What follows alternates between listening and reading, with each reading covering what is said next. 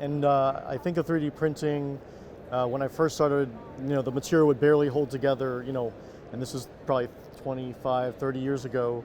So it's obviously evolved. It made a big jump in improvement about 15 years ago. There were some really big improvements.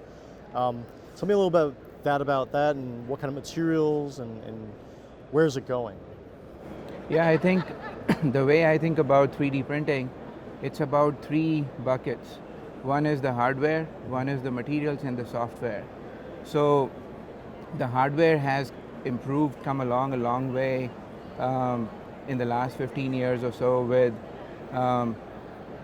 like lasers for metals which have become more stable, creating medical environment in printers which like vacuum, etc., which provide high quality throughput, increased yield and reliability of parts from the printer side. So those things have helped us become more medical grade ready, if you will. On the material side also, the supply chain is evolving. Initially, titanium was the only one that was available for and has been used primarily for metal implants. But now you have stainless steel coming into the picture, cobalt chrome, other nickel titanium alloys, so the scope is increasing.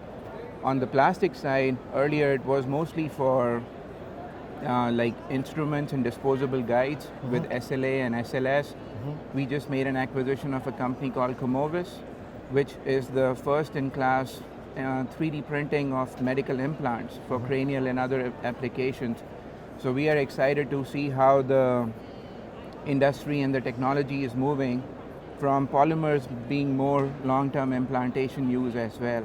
So I mean, it's an exciting time to be part of the 3D printing industry, and we are taking good leadership position in providing healthcare solutions.